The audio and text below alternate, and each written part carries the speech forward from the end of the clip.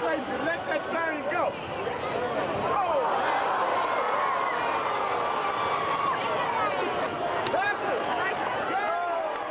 Welcome to another edition of the Demon Huddle presented by Cross Financial Group here on YouTube. Joined, as always, by the head demon himself, Coach Blaine McCorkle. And Coach, you went to SEMO, that's Southeast Missouri State for the uninitiated, last Saturday and took on a top 15 team. And Coach, I don't know that this team has put together a better defensive performance this year than you did against arguably one of your tougher opponents.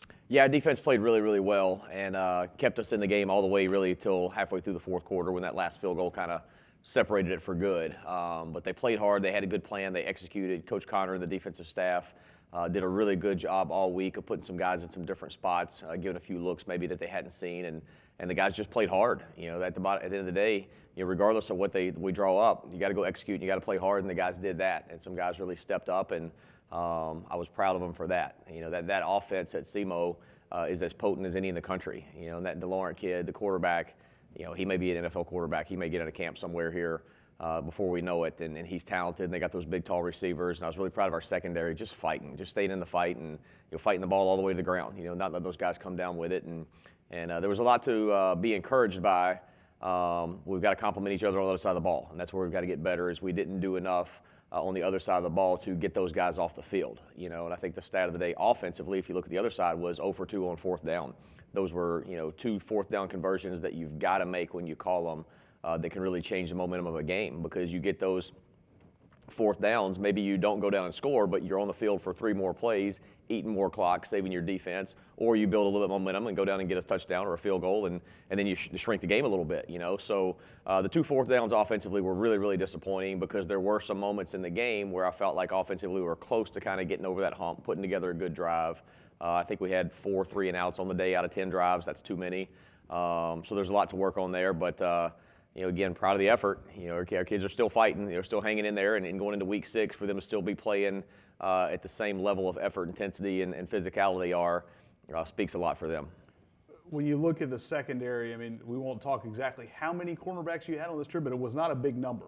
And going against a team that came into the country sixth in the country in passing yards, to do that, not just pretty impressive, very impressive. You had 2 guys each with 3 pass breakups. Yeah. Antonio Hall was one of those, Isaiah Robinson the other, but especially in the first half, those guys really mixing and matching in that secondary. It seemed like everybody back there made a play at some point that gave you a chance, even if it was overturned by a penalty or a review, whether it was Blake Goach or Caesar McGee on the would-be fumble. You had guys that maybe took it to another level, and again, 5 games into a rigorous non-conference schedule. Yeah, they did. I'm proud of our secondary, and they are. I think the next corner in the game might be you. You know, so we are slim back there with injuries. There's no doubt about that. It's no secret that we are low on bodies in the secondary. We've done some things to try to help ourselves out. We put a true freshman in the game the last 2 weeks. This past week, we moved a receiver over to corner to kind of develop and help that down the road. But we're slim back there, and those guys are fighting. And you mentioned Antonio and Isaiah, 2 guys that really did step up and advance their game this week, as you mentioned.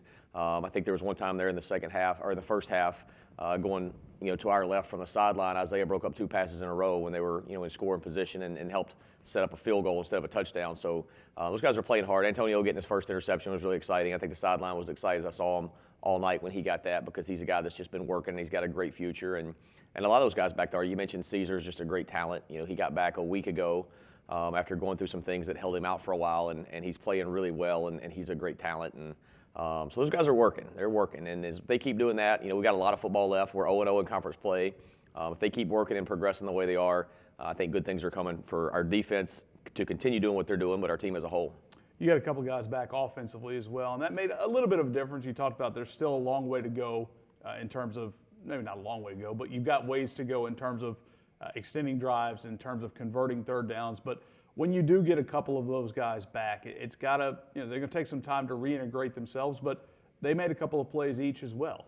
Yeah, we had a couple guys at skill positions, Corey King and Trayvon Jones, that it was their first game back, so it was really their first game of the year. So you have to look at it like you take those guys all the way back to the Tulsa game. They're getting their first game jitters out of the way, all their first game mistakes out of the way. Yes, they're talented, they're playmakers, but everybody else is really ahead of them right now in terms of experience and flow and knowing how to travel, knowing how to, kind of conduct your business when it comes game time, because they haven't had to go through that necessarily with our program yet, even though they've witnessed it from the outside.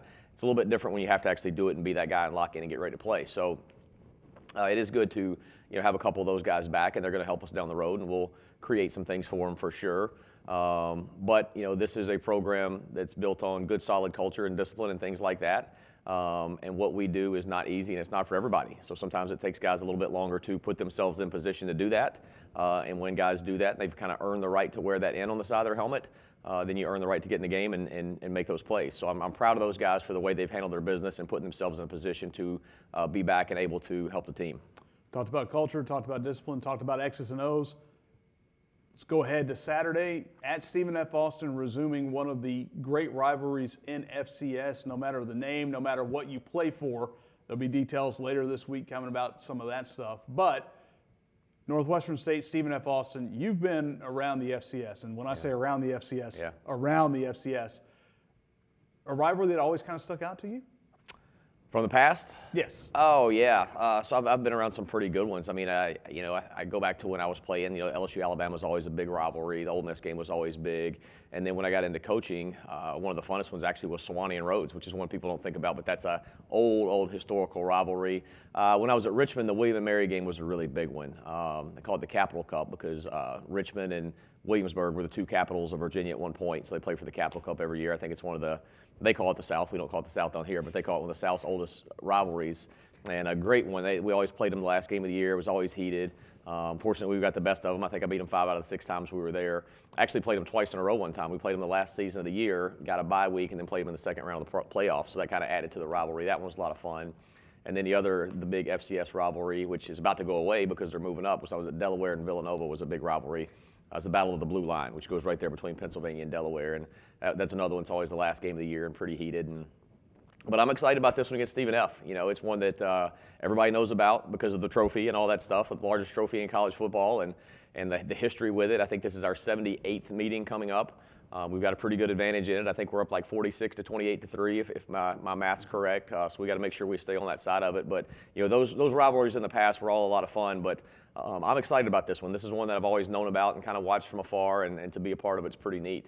And I think our kids will be excited to play. I know their kids over there will be excited to play, and should be a fun night. I know it also completes something for you. You've been a member of the Southland Conference for 5 games. This will be the first time you coach against a Southland team in your career. That's so you're right. Kind of complete the career grand slam of FCS conferences. That's right. I think this game has me competing against now every one because I was missing the Southland and the SWAC.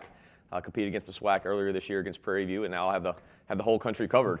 So that's kind of fun, kind of a neat little tidbit. I'm not sure a lot of people could probably say that. But FCS football is just a great level. It's a lot of fun. It's pure. It's a high level of football that still has a little purity to it. That's not tainted by the things that we see, in the Power Fives nowadays. And I enjoy it. Now, I've talked about it a lot in the last year. I'm so glad I'm back at this level for days like this Saturday when you play a rivalry that from that team across the state line that's just 2 hours away, and it ought to be a lot of fun. And I'm excited about it. And that's one of the beautiful things about them coming back into our conference. It allows this rivalry to be reignited at another level and not trying to force it with non-conference schedules and things like that. So it's exciting stuff.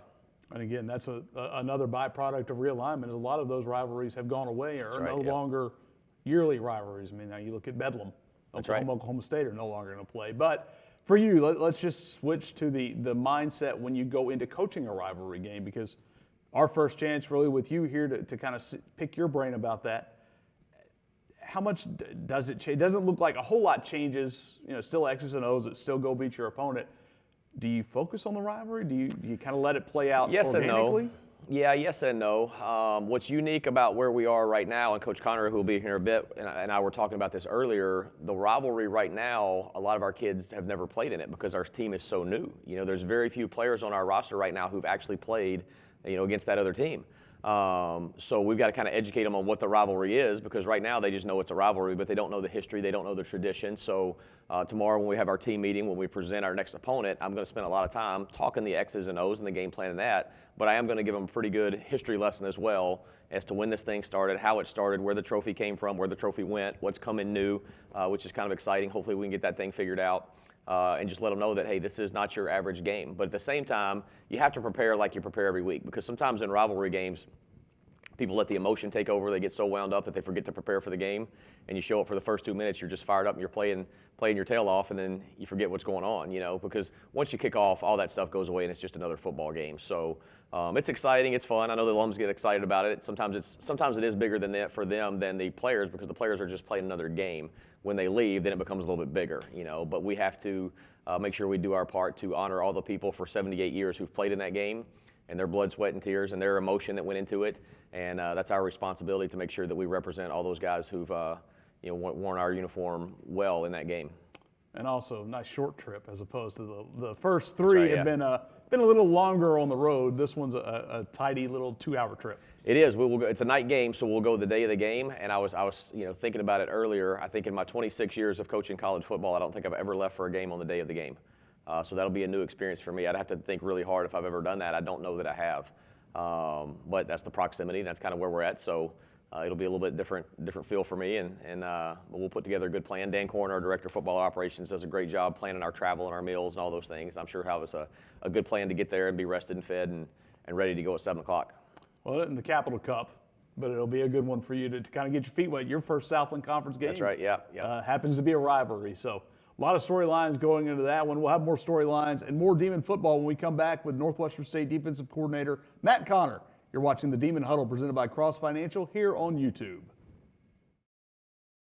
Super One Foods is proud to be named the official grocery store of the Northwestern State University Demons. No matter where you gather to watch the game, we've got everything you need at Super One Foods, all at super low prices. Plus, you can order online and enjoy same-day pickup with our convenient curbside service. Talk about a game changer. Score big when you shop at Super One Foods, your official NSU Demons grocery store. Welcome back to the Demon Huddle presented by Cross Financial Group, joined now by Northwestern State defensive coordinator Matt Connor. And Coach, you went on the road, you faced a top 15 opponent, and you held them to 15 points below their season average. You got to be feeling pretty good, I would think. Yeah, we'd obviously be feeling a lot better if we'd come out of there with a win. But, right now you've got to dig and find the positives, and the positives were, the guys, answered the challenge. We talked last week on the show that facing Weber State, our front six really stepped up and answered the challenge. We had delivered them throughout the week, and I'd say the same thing this week about our secondary. They did a great job stepping up to kind of slow that passing attack down from SEMO, and they really answered the bell there. For you guys, and Coach McCorkle talked about it earlier, a little bit banged up in that secondary. For them to step up and do that, is that, as a young group, I mean, you look, there's no seniors that play really a lot of snaps on your defense. Yeah. Yes, you want to live in the moment, you want to be happy, but do you allow yourself to dream just a little bit about what this is going to look like in the next year or so? Oh, absolutely. A lot of those guys back there are very, very young, and the ones that aren't young, quite honestly, don't have very much playing experience.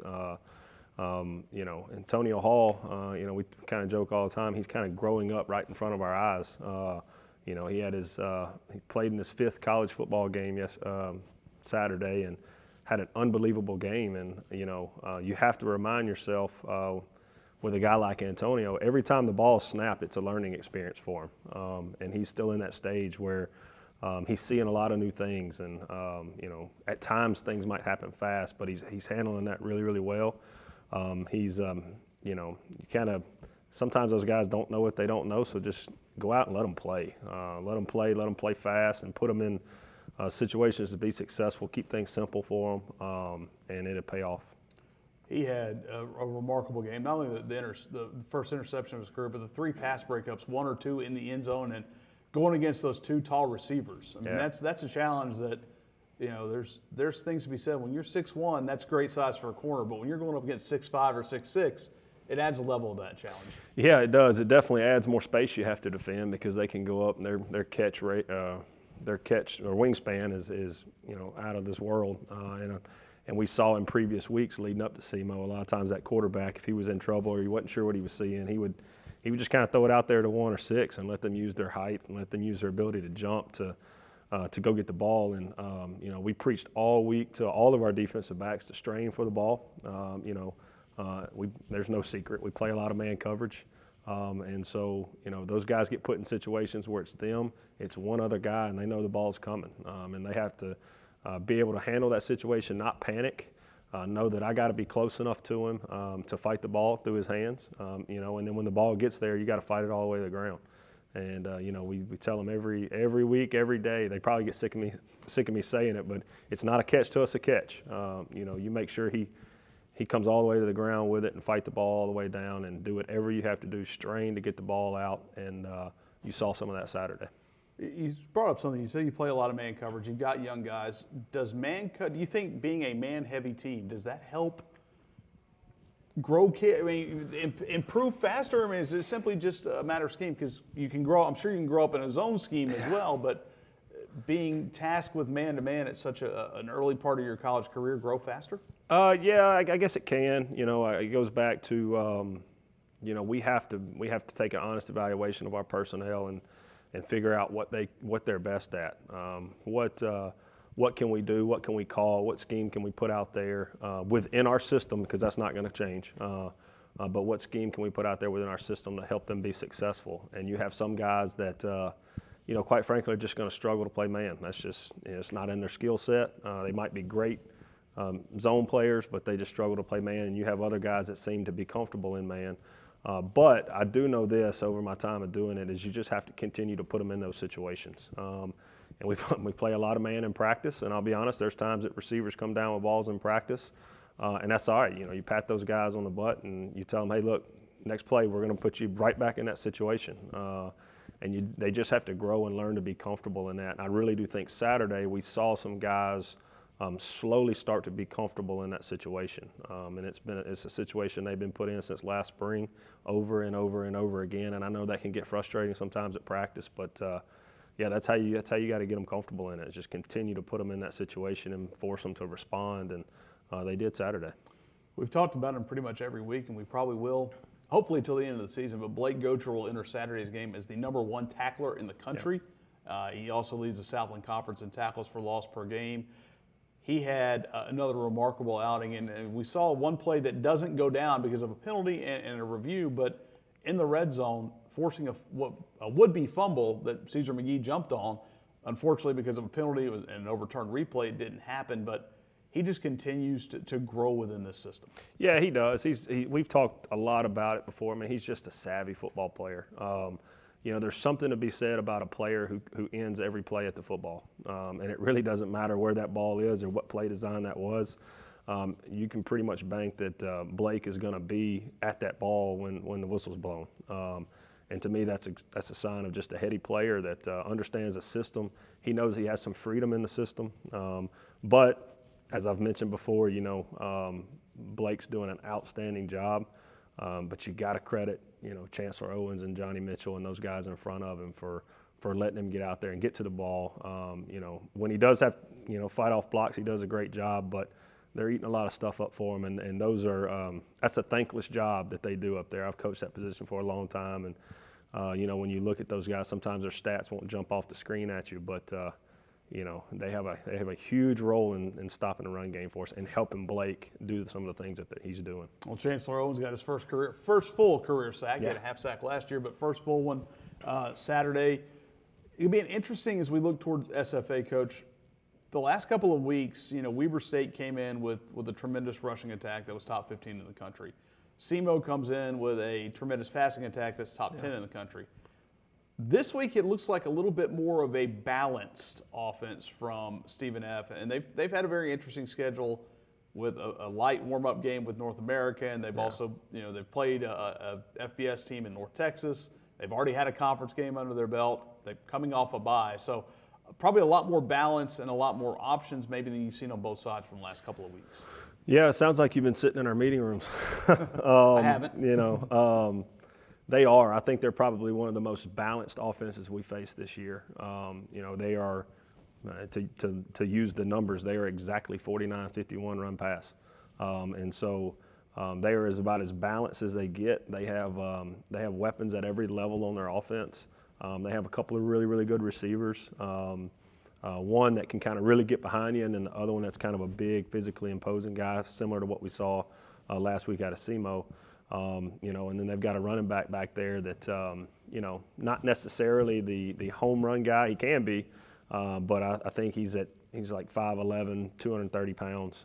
So he's a big, thick kid that is just going to grind out yards, you know, and he's going to try his best to get yards after contact and just keep the chains moving. And then their offensive line is really, really big. You know, they have a lot of size and length, and they can get up there and lean on you. And you couple that with that big running back, they can present some issues. Yeah. Bowling ball running back. Yes, he's thick. When you look toward it, first conference game for you guys here on staff, also first chance to play in this NSU-SFA rivalry. Mm-hmm. When it comes to rivalries, we talked to Coach McCorkle about it. He's going to do some educating for some of these guys. But for you guys as a whole, I mean, you've played in rivalry. Everybody that's played football has played in a rivalry game. Does anything change for you this week? No, it doesn't, especially not right now where we are. You know, I think our biggest thing for us, and I'm speaking for the defense, obviously, is you know, go to play the best brand of football that we can play this week. I mean, it doesn't matter if we're playing the New England Patriots or you know, a high school team down the road. We've got to go out and play the best version of us as we can. Now, you know, the rivalry and all that stuff, it definitely adds to a little bit of excitement leading up to the game. But I think anybody that's ever played in a rivalry game will tell you as soon as the ball kicks off, it's just another football game. You know, that's more, honestly, sometimes that's a little bit more for the fans and the alumni than it is for the actual current players. But no, it is neat to be able to say we're playing in a rivalry game. We will educate them because that's important to understand, you know, school history and why that rivalry is there and everything. But as far as getting prepared for the game, you know, we got to prepare for this one just like it's any other game. And to do that, it's simply try to maybe blend the best of the last 2 weeks. Really good run defense against Weber and really good pass defense against SEMO. Yeah, I think you're exactly right. You know, this offense does require you to be a little bit more balanced defensively, just like they're so balanced offensively. But, you know, I challenge the guys every week, all our staff, defensive staff, you know, we continue to challenge them every week. Just be a little better this week than you were last week. And if we can continue to do that, we can continue to grow and get better. And I think the guys are really buying into that.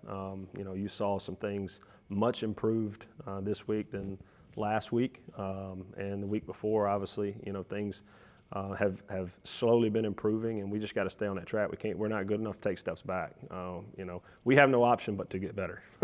There is no other option. There's not a plan B. So. Well, step one toward that'll be on the practice field. Step two will be Saturday night down in Nacogdoches as we resume the Northwestern State Stephen F. Austin rivalry.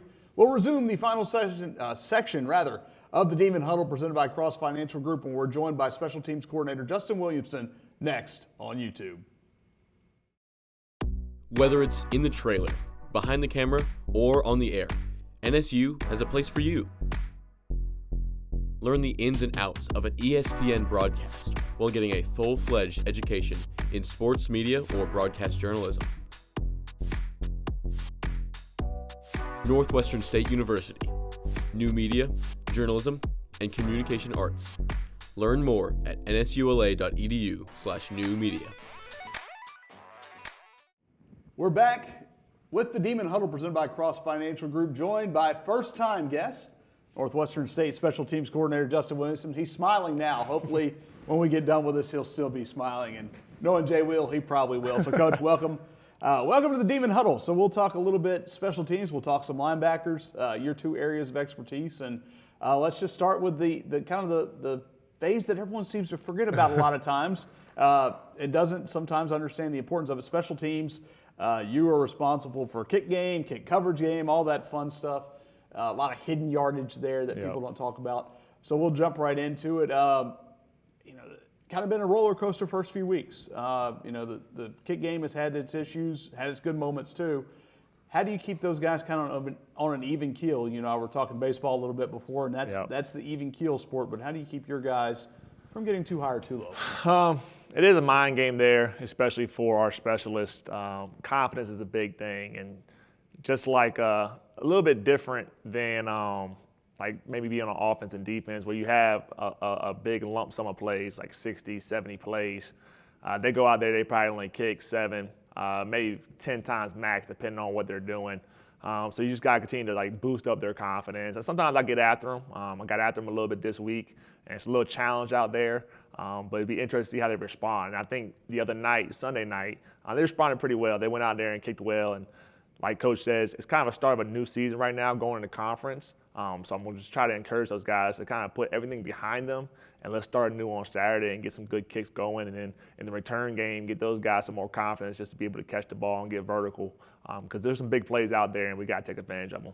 Saw one against Weber. I mean, Miles Kidd Denton, if you put him at the one or at the one on the other end of the field, he's a guy that can take it the distance. And how nice is it to have a guy like that back there? And I mean, he's shown that he can do it, and I know we've got some other guys you probably feel can do the same. Yes, sir. It's real nice because you have a threat back there anytime. We talk about making some splash plays in special teams, really momentum shifters. So you get a guy who can either take it to the house or get a big return, and the momentum shifts in a big way for us. But Miles isn't just the only one. We have Corey King back there. We have Twan, Xavier Davis, guys who have good speed. And any opportunity they get to catch it and go can be a big play for us. Now, the downside is, like, Miles put it on film, so teams are watching like, might want to kick away from that guy. I saw that in SEMO this week, so they did a good job of just putting the ball in the middle field and kicking to whoever. So we got to find a way to probably put Miles in a good spot to let him use his speed and hopefully get us one. I mean, it felt really good in the moment. Just one penalty, we got to eliminate those. But for that 10 seconds, I was on top of the world. Well, if they do avoid kicking to Miles a lot of times, that can still flip field position if it's a misexecuted kick, or if one of those up guys can break that first line of defense.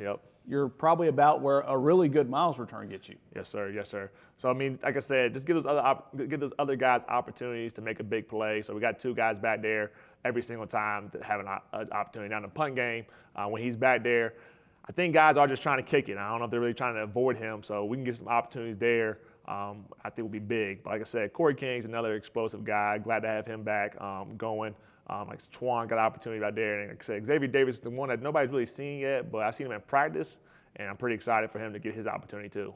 In the kick game, I think Reed Honstein's been a guy that, he had moments, flashes last year, if you want to say that, but he's been a lot more consistent this year in terms of the punt game and the kick game too, when you don't have a Brett Money right now, and that's a guy that was, borderline all-conference type performer last year, expected to be here and be a cornerstone of that kick game. Reed Honstein's come in and handled the place kicking duties while also handling some of the punting duties and been effective in both. Yes, sir. Reed's done a great job. I mean, you talked about earlier about having that even kill. Like, Reed does it. I mean, I'm able to coach him hard, and he was able to respond. We're just trying to be consistent with the kicks. I think we boomed a 60-yarder last week in the punt game, and it was awesome. And it's like, Reed, we put that on film. Like, now let's continue to get it on film. And I think as those guys hear that, they see that, now it's just about trusting their abilities.